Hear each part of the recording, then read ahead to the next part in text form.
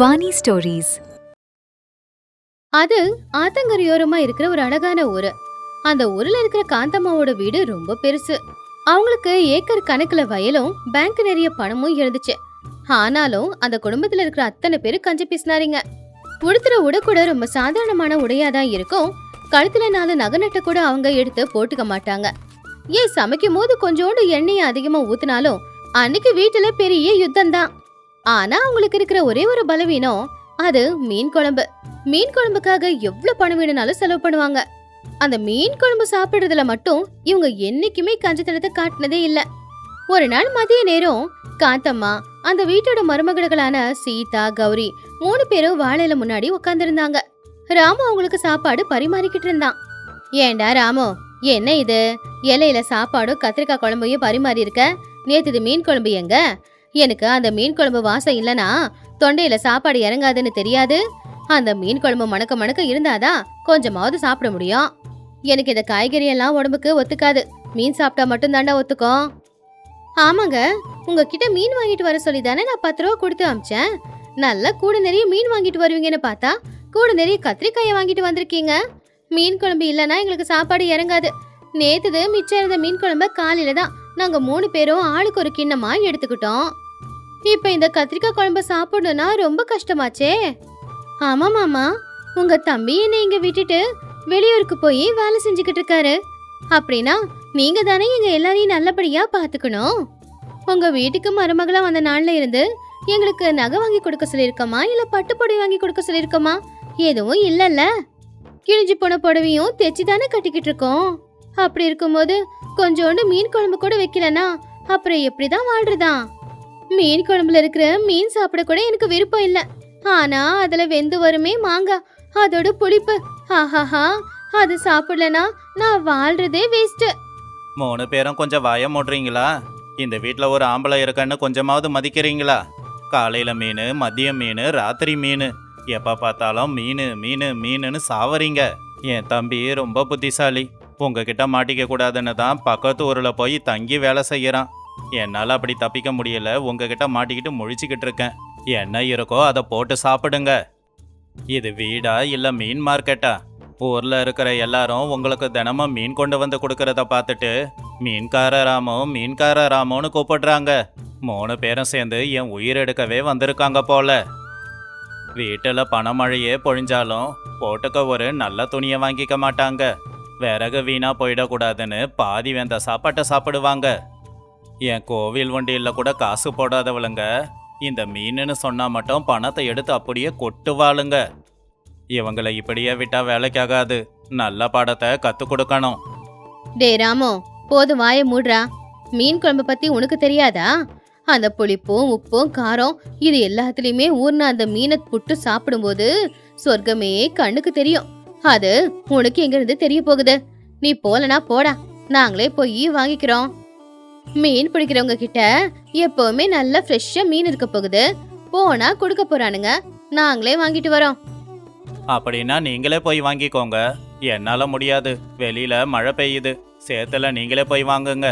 நான் வயலுக்கு போறேன் அப்படின்னு சொல்லி ராமு கோவமா கொடை எடுத்துக்கிட்டு வெளியில போயிட்டான். பாத்தீங்களா அத்தை, நம்ம கஷ்டத்தை புரிஞ்சுக்கவே மாட்டேங்கிறார் இந்த மனுஷன்.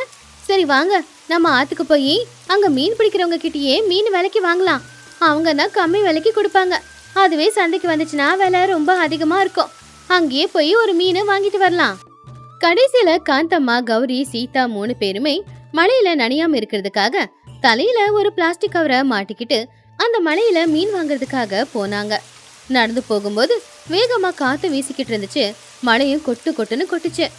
அவங்க கிட்ட இருக்கிற பணம் அந்த ஊர்ல யார்கிட்டயும் இருக்காது. ஆனா கொடை வாங்குறதுக்கு எதுக்கு 50 ரூபா செலவு பண்ணணும்னு அவங்க யாரும் கொடையே வாங்கல. இப்படி வழியில போய்கிட்டு இருக்கும்போது வழியெல்லாம் சேரா இருந்து கௌரி அந்த சேத்துல வழுக்கி விழுந்துட்டான். அக்கா, ஏதாவது ஆட்டோ வருதான்னு பாக்கலாமா? இந்த மழையில நடக்கிறது கூட கஷ்டம் இல்ல. கட்டிருக்கிறது பழைய புடவையா இருந்தாலும் இந்த புடவையில சேறு ஒட்டிக்கிச்சுன்னா போறது கஷ்டம்ல.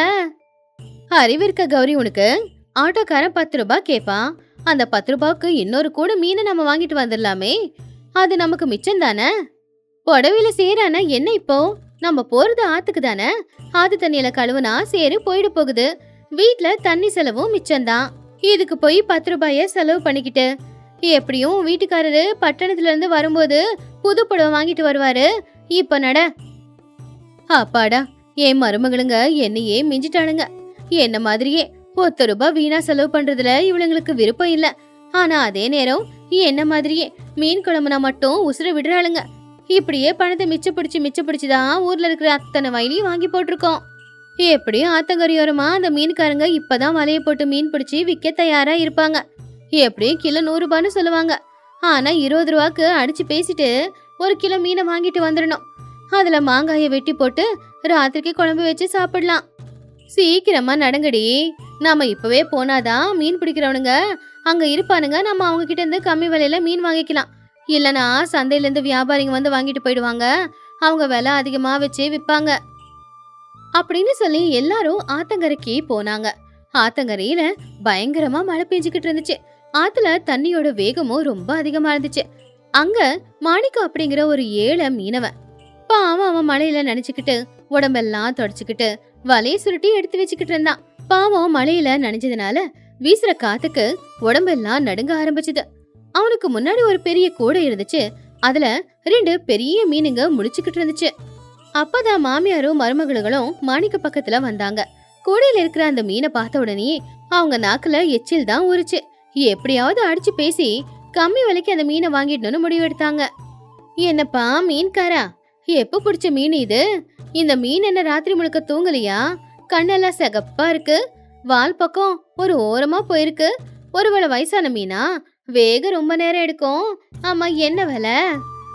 அதானே, 2 மீனுங்களும் உசுரோட இருக்கிற மாதிரி தான் இருக்கு. ஆனா இப்பதான் பிடிச்ச மீன் மாதிரி இல்லையே. பிடிச்சு வச்சு தொட்டியில போட்டு உசுரோட வச்சிருக்கியா? நல்லா இல்ல. சரி, 2 மீனுக்கு ஒரு 10 ரூபாய் வாங்கிட்டு கொடு. இது சமைக்கிறதுக்கு அவர கேஸ் செலவே பெருசுதான். அதனால கொஞ்சம் விலையை பார்த்து சொல்லு. மாணிக்கம் அதை கேட்டு ரொம்பவே ஆச்சரியப்பட்டான். வெறும் 10 ரூபாவா அப்படின்னு யோசிக்க ஆரம்பிச்சான். அம்மா, 10 ரூபாவா? தயவு செஞ்சு அப்படியெல்லாம் சொல்லாதீங்கம்மா. அந்த மீன் ஒவ்வொன்றும் 5 கிலோ இருக்கும்மா. அது ஒன்றும் பழைய மீன் கிடையாது. இப்பதான் வலை போட்டு பிடிச்ச புது மீனுமா. வேணும்னா அதோட கண்ணை பாருங்க, எவ்வளவு சிகப்பா இருக்கு. இந்த மழையில உசுர கையில பிடிச்சிக்கிட்டு ஆத்துல வலை போட்டு பிடிச்ச மீன். என் கை காலெல்லாம் குளிரில் உறைஞ்சி போகுது பாருங்கம்மா. தயவு பண்ணி ஒரு மீனுக்கு 100 ரூபாயாவது கொடுங்கம்மா. உங்களுக்கு புண்ணியமா போகட்டும்.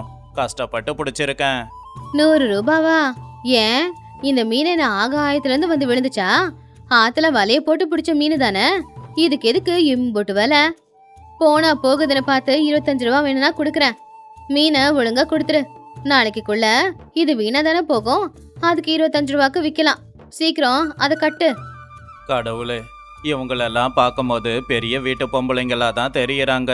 நகையெல்லாம் கூட போட்டிருக்காங்க. ஆனா மனசுல தான் கொஞ்சம் கூட ஈரமே இல்லை. என் பொண்டாட்டிக்கு உடம்பு முடியல.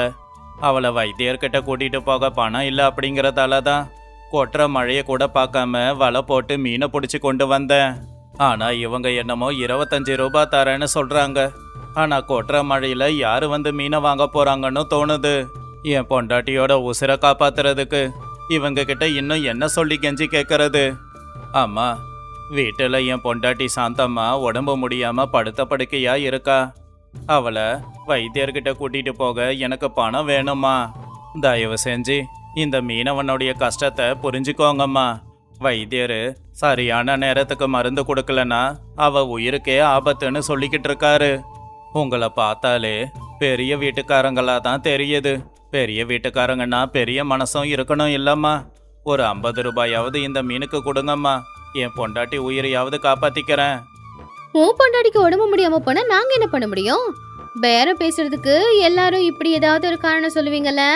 நீங்க கஷ்டப்பட்டு உழைக்கிற மாதிரி தான் நாங்களும் கஷ்டப்பட்டு உழைச்சி பணம் சம்பாதிக்கிறோம். எங்களுக்கு மட்டும் என்ன மரத்திரியா காயுது? போனா போகுதுன்னு 30 ரூபா கொடுக்குறோம். அந்த மீனை கொடுத்துட்டு போறதுனா போ. பாவம் அதை கேட்டு மாணிக்கம் வருத்தப்பட்டான். மனுஷங்க மேலேயும் கடவுள் மேலேயும் அவனுக்கு ரொம்பவும் வெறுப்பு வந்துச்சு. என்ன பண்றதுப்பா அப்படின்னு யோசிச்சுக்கிட்டு இருக்கும்போது அந்த ஆத்துல இருந்து கொஞ்சம் தூரத்துல இருக்கிற ஒரு குடிசை வீட்டுல இருந்து ஒரு இருமல் சத்தம் கேட்டுச்சு.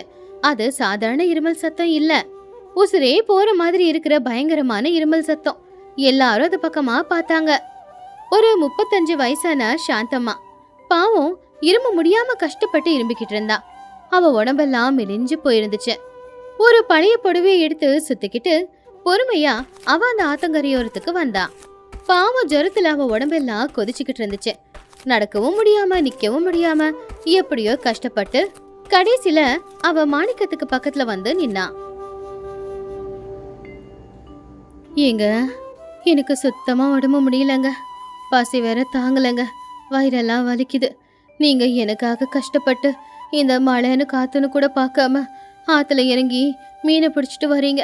உங்க நிலைமையை நினைச்சாதாங்க எனக்கு ரொம்ப கவலையா இருக்கு. ஏன் உசுறு போனாலும் பரவாயில்லைங்க. உங்களுக்கு ஏதாவது ஆச்சுன்னா என்னால உசுரோட இருக்க முடியாதுங்க. மருந்து மாத்திரலாம் எதுவும் வேணாங்க.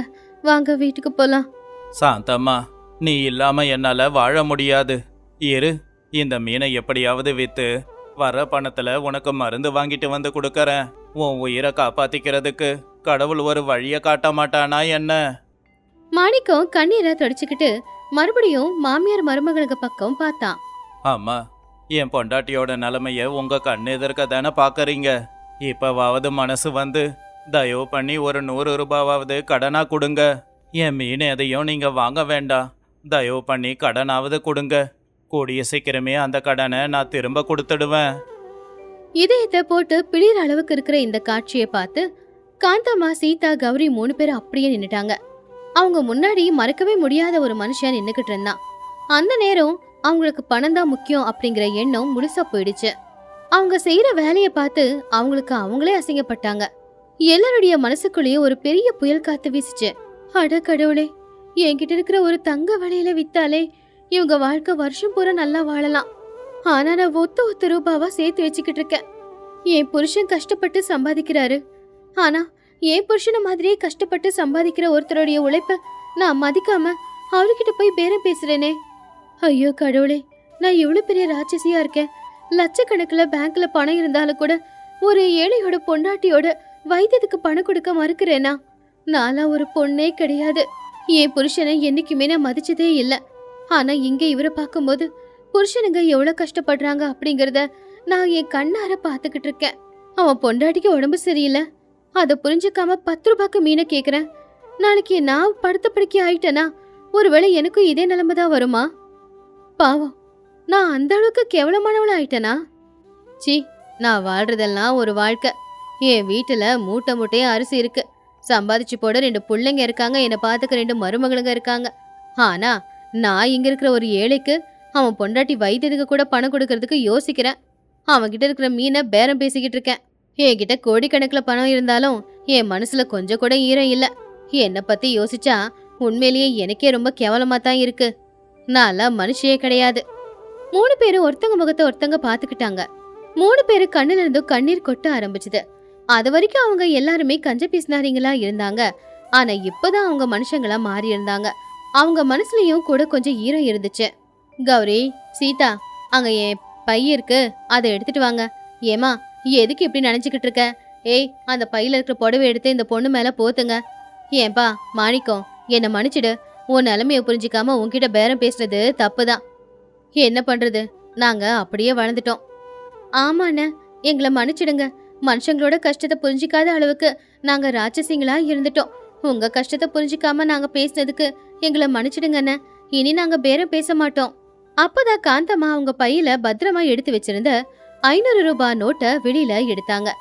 என்னைக்குமே யாருக்குமே 1 ரூபாய் கூட கொடுக்காத அந்த அம்மா இன்னைக்கு இந்த 500 ரூபாவை மாணிக்கத்துக்கிட்ட கொடுத்தாங்க. மாணிக்கம், இந்த 500 ரூபாயை வச்சுக்கோ. நீ அந்த மீனை விற்கலாம் தேவையில்லை. அதை சமைச்சு உன் பொண்டாட்டிக்கு போடு, அவ சாப்பிடட்டும். இந்த பணத்தை வச்சு வைத்தியர்கிட்ட கொண்டு போய் காட்டு. மருந்து என்னெல்லாம் வாங்கணுமோ எல்லாம் வாங்கிக்கோ. நீ போய் சீக்கிரமா மருந்து வாங்கிட்டு வா. நாங்க வேணும்னா இங்கே இருந்து உன் பொண்டாட்டிய பாத்துக்கிறோம். மாணிக்கம் ஆச்சரியமா அவங்க எல்லாரையும் பார்த்தான். கல்லு மனசு கரையிறது அப்படின்னா இதுதானோ அப்படின்னு யோசிச்சான். 2 கையெடுத்து அவங்கள பார்த்து கும்பிட்டு வேகமா ஓடினான். கொஞ்ச நேரத்துல அவன் வைத்தியரை வீட்டுக்கு கூட்டிட்டு வந்தான். வைத்தியர் மாணிக்கத்தோட மனைவிய செக் பண்ணி பார்த்துட்டு மருந்த கொடுத்தாரு. அன்னைக்கு ராத்திரி காந்தம்மா, கௌரி, சீதா 3 பேருமே அவங்க வீட்டுக்கு திரும்பி வந்தாங்க. அப்பதான் வயல்ல வேலையை முடிச்சிட்டு ராமுவும் வீட்டுக்கு வந்தான்.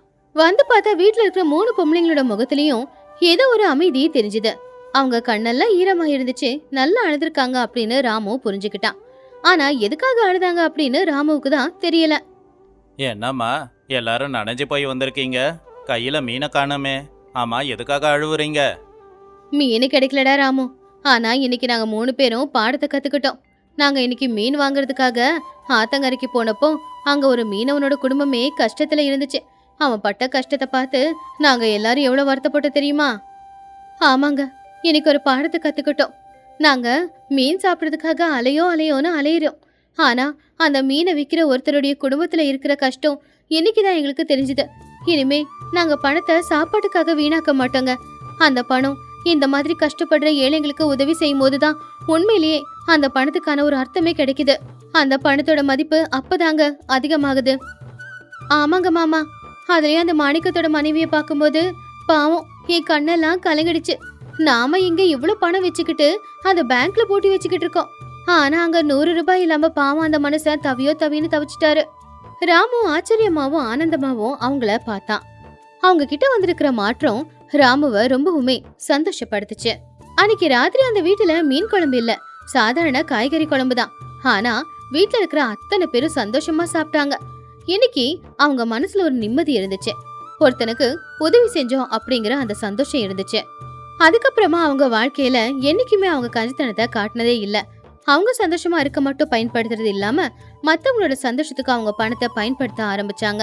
நம்ம கிட்ட இருக்கிற பணத்தை நாம நமக்கு செலவு பண்ணிக்கிறத விட இன்னொருத்தங்களுக்கு செலவு பண்ணும்போது உண்மையிலேயே நல்ல சந்தோஷம் கிடைக்கும் அப்படின்னு எல்லாரும் சொல்லுவாங்க. ஆனா அந்த பணத்தை யாருக்காக செலவு பண்றோம், எதுக்காக செலவு பண்றோம் அப்படிங்கிறது ரொம்ப முக்கியம். ஏன்னா அது நம்ம கஷ்டப்பட்டு சம்பாதிச்ச பணம். உண்மையிலேயே ஒருத்தங்க கஷ்டத்துல இருக்காங்க அப்படின்னா அவங்களுக்கு அந்த பணத்தை கொடுத்து உதவி செய்யறதுல தப்பில்ல. அப்படி செய்யும் போதுதான் நம்ம மனசுக்கும் நிம்மதி, அவங்களும் சந்தோஷமா இருப்பாங்க. கிருஷ்ணாபுரம் அப்படிங்கிற ஊர்ல ஒரு பழைய குடிசை. அதுல ரங்கம்மா அப்படிங்கிற ஒரு பாட்டி வாழ்ந்துகிட்டு இருந்தாங்க. ரங்கம்மா ஒரு நாள் விடிய காலையிலேயே எழுந்திருச்சு ஆத்தங்கரைக்கு போய் அங்க யாரும் இல்லாத ஒரு இடத்துல தூண்டில போட்டு உட்காந்துக்கிட்டு இருந்தாங்க. மதியம் வரைக்கும் கஷ்டப்பட்டு பொறுமையா சில மீனுங்களை பிடிச்சு அத கூடையில போட்டு எடுத்துக்கிட்டு ஊருக்கு நடுவுல ஒரு மரத்தோட நிழல்ல வச்சு அதை விற்க ஆரம்பிச்சாங்க. இதுதான் அவங்களுடைய தினசரி வாழ்க்கை. அந்த ஊர்ல யாரும் அவங்களுக்கு உதவிகள் செய்யறதில்ல. தினமும் யாராவது வந்து அந்த பாட்டி கிட்ட இருக்கிற மீனுகளை வாங்கிக்கிட்டு போவாங்க. அப்படி சம்பாதிச்ச அந்த கொஞ்சம் பணத்தை வச்சு அவங்களுக்கு தேவையான அரிசி, பருப்பு, காய்கறி என்ன தேவையோ அதை வாங்கிட்டு வந்துப்பாங்க. ஒரு நாள் மதிய நேரம் வெயில் ரொம்ப அதிகமா இருக்கும்போது ரங்கம்மா பாட்டி அவங்க முந்தானியால சுற்ற வேர்வைய தொடச்சிக்கிட்டு உக்காந்துக்கிட்டு யாராவது மீன் வாங்க வருவாங்களா அப்படின்னு காத்துக்கிட்டு இருந்தாங்க. பாவம் பாட்டிக்கு ரொம்ப பசியும் எடுத்துக்கிட்டு இருந்துச்சு. பக்கத்திலேயே காய்கறி வித்துக்கிட்டு இருந்த காந்தம்மா பாட்டிய பார்த்து கவலைப்பட்டா. ஏன் பாட்டி, இந்த வயசான காலத்துல எதுக்கு உனக்கு இவ்வளவு கஷ்டம்? ஆத்தங்கரையோரமா ஒரு மரம் கூட இல்லாத இடத்துல நாள் பூரா வெயில்ல காஞ்சி எதுக்கு கஷ்டப்பட்டு மீன் பிடிக்கிற? தோலெல்லாம் சுருங்கி போச்சு, நரம்பெல்லாம் வெளியில தெரியுது. யார் வீட்டுலயாவது ஒரு வீட்டு வேலைக்கு சேரலாம்ல, அப்போ அதுல கிடைக்கிற வருமானத்துல வாழ்ந்துக்கலாம்ல. இந்த வயசுல யாரடி எனக்கு வீட்டு வேலைய கொடுப்பாங்க? எல்லாம் என் தலையெழுத்து. ஏதோ இந்த ஒரு தூண்டில வச்சுக்கிட்டு கிடைக்கிற 4 மீனை வித்துக்கிட்டு கிடைக்கிற பணத்துல கூழோ கஞ்சியோ குடிச்சுக்கிட்டு என் வாழ்க்கைய ஓட்டிக்கிட்டு இருக்கேன். எனக்கு இதுவே போது விடு. யார்கிட்டயும் கையை நீட்டி வாழ வேண்டிய அவசியம் எனக்கு இல்லை. நான் என்னோட கஷ்டத்திலேயே வாழ்ந்துகிட்டு இருக்கேன். அடுத்த நாள் காலையில பாட்டி எப்பவும் போலவே ஆத்தங்கரைக்கு போய் அங்க பொறுமையா உட்காந்துக்கிட்டு மீனை பிடிச்சுக்கிட்டு இருந்தாங்க. அப்பதான் ஊருக்குள்ள ஏதோ ஒரு சத்தம் கேட்டுச்சு.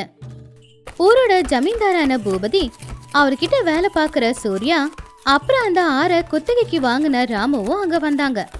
அப்போ சூர்யா தூரத்துல உட்காந்துக்கிட்டு இருந்த பாட்டிய காட்டினான்.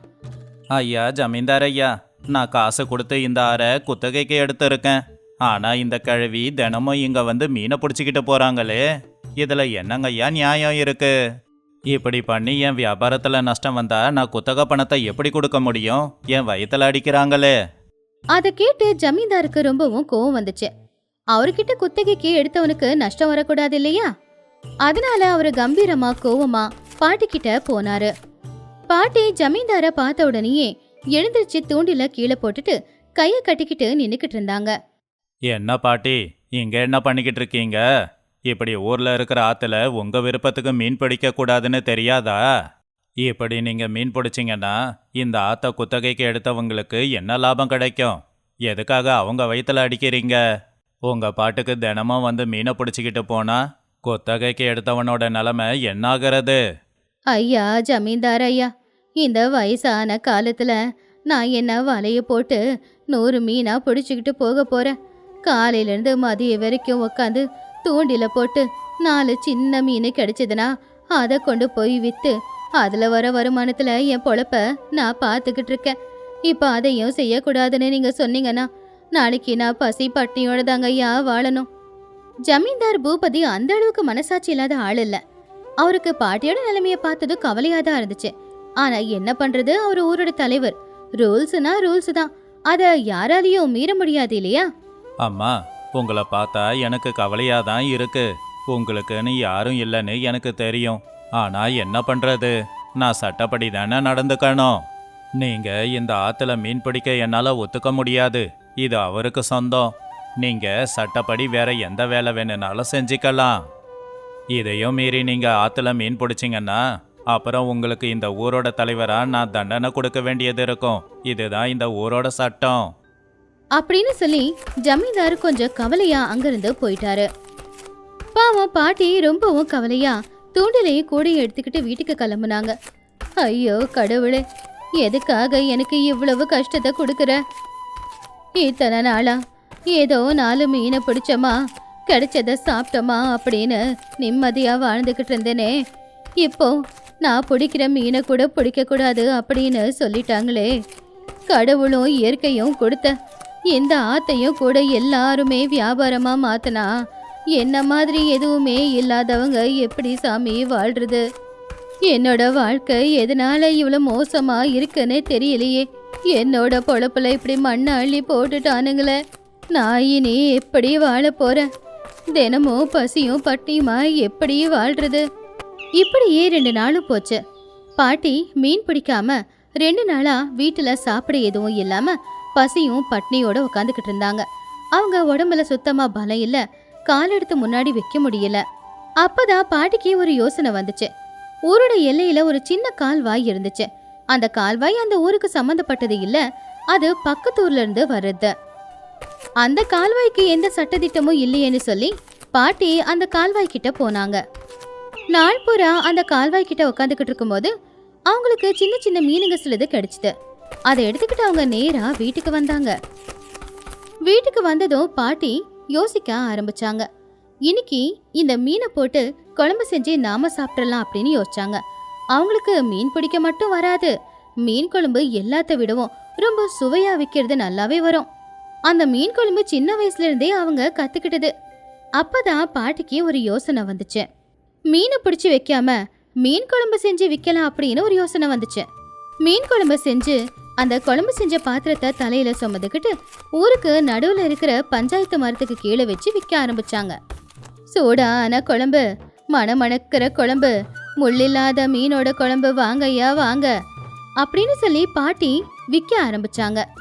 அந்த மீன் குழம்பு வாசம் காத்துல பறந்து எல்லார்கிட்டயுமே போச்சு.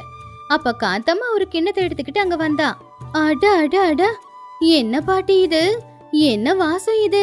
எனக்கு ஒரு கிண்ண குழம்பு கூட. காந்தம்மா அந்த குழம்பு சாப்பிட்ட பார்த்த உடனே ரொம்பவும் சந்தோஷப்பட்டா. என்ன குழம்பு பாட்டி இது? இது குழம்பே இல்ல, அமிர்த மாதிரி இருக்கு. எல்லாரும் வாங்க, இத சாப்பிட்டு பாருங்க அப்படின்னு கத்தனா. உடனே அந்த ஊர்ல இருக்கிற நிறைய பேர் வந்து பாட்டி கிட்ட குழம்பு வாங்கினாங்க. பாட்டி கொண்டு வந்த குழம்பு 1 மணி நேரத்துல காலி ஆயிடுச்சு. அவங்க எதிர்பார்க்காத அளவுக்கு அவங்களுக்கு பணம் கிடைச்சது. நேத்து வரைக்கும் அவங்க கண்ணுல இருந்த சோகம் போய் இப்ப ஒரு தைரியமும் சந்தோஷமும் தெரிஞ்சுது. இது இப்படி இருக்கும்போது ஜமீன்தாருடைய வீட்டுல ஜமீன்தார் ஊஞ்சல்ல உட்காந்துக்கிட்டு இருந்தாரு. அவருக்கு சாப்பாடுனா ரொம்ப பிடிக்கும். ஆனா சில நாட்கள் அவரு சுவையான ஒரு சாப்பாடு சாப்பிட்டதே இல்ல. பாவம் அவருடைய நாக்கே செத்து போச்சு. சூர்யா, இன்னைக்கு எனக்கு ரொம்ப காரசாரமா நல்ல சுவையான சாப்பாடு சாப்பிடணும் போல இருக்கு. நம்ம சமையல்காரங்களை நல்ல சாப்பாடு செய்ய சொல்லு.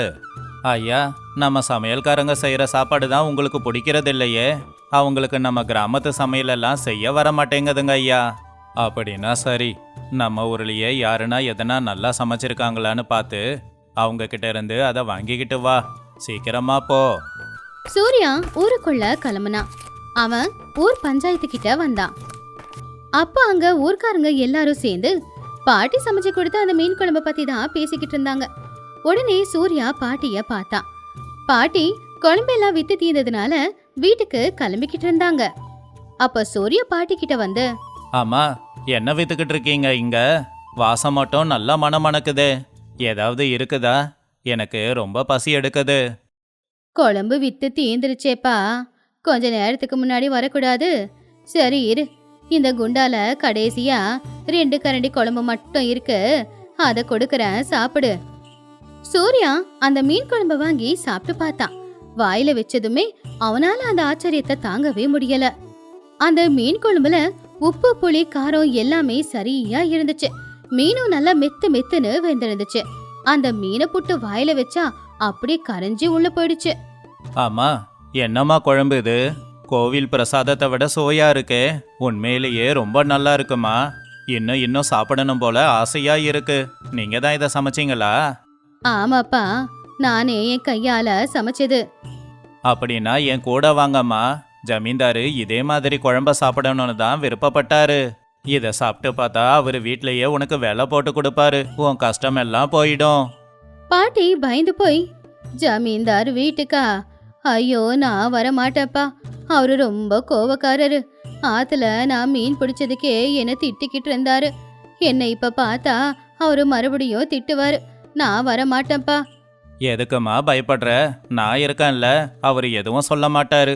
உன் சமையல் அவரை மாத்திடும் அப்படின்னு பாட்டிக்கு தைரியத்தை கொடுத்துட்டு சூர்யா நேரா பாட்டிய ஜமீன்தார் வீட்டுக்கு கூட்டிக்கிட்டு வந்தான். ஜமீன்தார் சாப்பிடுறதுக்காக ஒரு டேபிள் முன்னாடி உக்காந்துக்கிட்டு இருந்தாரு. அப்பதான் பாட்டியும் உள்ள வந்தாங்க. பாட்டி பயந்துகிட்டே ஜமீன்தார பார்த்தபடியே குண்டாவை இறக்கி கீழே தரையில வச்சாங்க. ஐயா, நீங்க கேட்ட மாதிரியே ரொம்ப நல்ல குழம்பு கிடைச்சிருக்கு. இத சாப்பிட்டு பாருங்க. ஜமீன்தார் சரி அப்படின்னு சொல்லி அந்த பாட்டி கொடுத்த குழம்ப சாப்பாட்டுல கலந்து ஒரு வாய் எடுத்து வச்சாரு. அவ்வளவுதான், தானாவே அவருடைய கண்ணை மூடிக்கிச்சு. அவரு ரசிச்சு ருசிச்சு சாப்பிட ஆரம்பிச்சாரு. அதோட சுவை அவருக்கு ரொம்பவுமே பிடிச்சு போச்சு. அட அட, என்னடா இது இவ்வளோ சுவையா இருக்கு? இந்த மாதிரி ஒரு மீன் குழம்ப நான் சாப்பிட்டதே இல்ல. சின்ன வயசுல என் பாட்டி சமைச்சு கொடுத்த குழம்பு இப்படிதான் சுவையா இருக்கும். இந்த குழம்பு என் பாட்டி சமைச்ச குழம்பு மாதிரியே இருக்குடா. இது இந்த பாட்டி சமைச்ச குழம்புங்க ஐயா. ஜமீன்தார் தலையை நிமித்தி பார்த்தாரு. அங்க கைய கட்டிக்கிட்டு ரொம்பவும் பயந்து போய் நின்னுக்கிட்டு இருந்த பாட்டிய பார்த்தாங்க. ஆமா, நீங்களா? உங்களை தானே நான் 2 நாளைக்கு முன்னாடி வந்து ஆத்துல மீன் பிடிக்க கூடாது அப்படின்னு சொன்னேன். அப்ப மறுபடியும் திருட்டுத்தனமா மீனை பிடிச்சிங்களா? என் சட்டத்தை மீறிட்டீங்களா? அப்படின்னு ஜமீன்தார் கோவமா கேட்ட உடனே பாவம் பாட்டி பயந்துட்டாங்க. அவங்க கைய கட்டிக்கிட்டு பொறுமையா இப்படி சொன்னாங்க. ஐயா, என்ன மன்னிச்சிடுங்க ஐயா. அன்னைக்கு உங்ககிட்ட அனுமதி கேட்காம ஆத்துல மீன் பிடிச்சதுக்கு. ஆனா நீங்க வந்து சொன்னதுக்கு அப்புறமா மறுபடியும் அந்த ஆத்துக்கு போய் நான் மீனை பிடிக்கலங்க ஐயா. உங்க சட்டத்தை மீற அளவுக்கு தைரியம் எனக்கு இல்ல. ஆனா இந்த மீன் அங்க பக்கத்து ஊர்ல இருந்து ஒரு கால்வாய் தண்ணி வருதே, அதுல இருந்து பிடிச்சங்க ஐயா. அதுல சின்ன சின்ன மீனா மாட்டுறதுனால சந்தையில யாரும் என்கிட்ட மீன் வாங்குறது இல்ல. வேற வழி இல்லாம அந்த சின்ன மீனுங்களை போட்டு நானே குழம்பு செஞ்சு அதை ஊருக்கு நடுவுல கொண்டு வந்து வித்தேன். நல்லா இருக்குன்னு சொல்லி எல்லாரும் வாங்கினாங்க ஐயா. இப்படி தாங்க ஐயா கஷ்டப்பட்டு என் வாழ்க்கைய நான் வாழ்ந்துகிட்டு இருக்கேன் அப்படின்னு பாட்டி கைய கட்டிக்கிட்டு நடுங்குற குரல்ல ஜமீன்தார் கிட்ட சொல்லும்போது, இத்தனை நாளா ஒரு வயசான பாட்டிய பட்னியா போட்டிருக்கேனே அப்படின்னு சொல்லி ஜமீன்தார் ரொம்பவும் வருத்தப்பட்டாரு. பாட்டியோட கண்ணுல இருக்கிற நேர்மை, அவங்க முகத்துல இருக்கிற வலி, இது எல்லாத்தையும் பார்த்து ஜமீன்தார் அந்த பாட்டிய மதிச்சாரு. இந்த வயசுலயே கஷ்டப்பட்டு உழைக்க நினைக்கிற அந்த பாட்டியோட குணம் அவருக்கு பிடிச்சிருந்துச்சு. அதனால ஜமீன்தார் சந்தோஷமா, பாட்டி, உங்களை சும்மா சொல்லக்கூடாது. நீங்க ரொம்ப புத்திசாலி. மீன் விற்கலன்னு மீனை குழம்பா செஞ்சு வித்திருக்கீங்க. உங்க வியாபாரம் நல்லா நடந்திருக்குமே. நடந்திருக்கும். அதான் காலியா இருக்கிற குழம்பு பாத்திரத்தை பார்க்கும்போது தெரியுதே. உங்களை புரிஞ்சுக்காததுக்கு என்ன மன்னிச்சிடுங்க அப்படின்னு சொல்லி பாட்டிய பார்த்து அவரு ரொம்ப பாசமா 4 வார்த்தைய பேசினாரு. பரவாயில்லையே, கை இவ்வளோ நடுங்குது. ஆனாலும் இவ்வளோ நல்லா மீன் குழம்பு வச்சிருக்கனா நீ சாதாரண ஆள் இல்ல. இந்த மீன் குழம்ப சாப்பிட்ட நொடியிலிருந்து ஒன்று புரிஞ்சு போச்சு. உன்னோட மீன் குழம்புக்கு நான் அடிமையாயிட்டேன் அப்படின்னு. ஆனா இனிமே நீ இவ்வளோ கஷ்டப்பட வேண்டிய அவசியம் இருக்காது பாட்டி. வேற என்னங்கய்யா நான் செய்யறது? நீ இனிமே என்னோட வீட்லயே இரு பாட்டி. என் வீட்டில் நான் மட்டும் கிடையாது, என் கூட சேர்ந்து நிறைய வேலைக்காரங்க இருக்காங்க. எல்லாருக்குமே தினமும் சமைச்சு கொடுக்கணும். உனக்கு உதவி செய்ய ஆளுங்க இருப்பாங்க. அவங்க கிட்ட எதை எப்படி போடணும்னு மட்டும் சொன்னா போதும். உனக்கு எந்த கஷ்டமும் இல்லாம நான் பாத்துக்கறேன். ஜமீன்தார் சொன்னது கேட்டு பாட்டியோட கண்ணுல இருந்து கண்ணீர் வந்துச்சு. ஐயா, கடைசி வரைக்கும் தனிமையிலேயே வாழ்ந்து ஆனாத பொணமா போக போறேனோ அப்படின்னு நினைச்சுக்கிட்டு இருந்த எனக்கு நீங்க ஒரு வேலையையும் போட்டு கொடுத்து ஒரு வீட்டையும் காட்டி ஒரு குடும்பத்தையும் கொடுத்துருக்கீங்க. அப்படின்னா இந்த வயசான காலத்துல இந்த கிழவிக்கு அதை விட வேற என்னங்கய்யா வேணும் அப்படின்னு கண்ணுல கண்ணீரோட சொன்னாங்க பாட்டி. பாட்டிய ஜமீன்தார் உடனே வீட்டுக்குள்ள கூட்டிக்கிட்டு போய் அவங்க கட்டிக்கிறதுக்கு தேவையான புடவை, அவங்க தங்குறதுக்கான ஒரு வீட்டையும் கொடுத்தாங்க. அன்னையில இருந்து ஜமீன்தாருடைய அந்த வீட்டுல அந்த பாட்டிக்கு ஒரு கௌரவம் கிடைச்சது. சூர்யா காந்தம்மா 2 பேரும் அந்த காட்சியை பார்த்து ரொம்ப சந்தோஷப்பட்டாங்க. பாட்டி சந்தோஷமா ஜமீன்தார் வீட்டுல சமையல் செஞ்சுக்கிட்டு இருந்தாங்க. கடவுள் நமக்கான ஒரு வழியை மூடிட்டானா அவன் கஷ்டத்தை கொடுக்கறான்னு நினைக்க கூடாது. அந்த வழி ரொம்ப சின்னது, இந்த வழி ரொம்ப பெருசுன்னு சொல்லி வேற ஒரு வழிய நம்ம வாழ்க்கையில அவன் காட்டுவான். அந்த வழியில நம்ம போனோம்னா வாழ்க்கை ரொம்ப சந்தோஷமா இருக்கும்.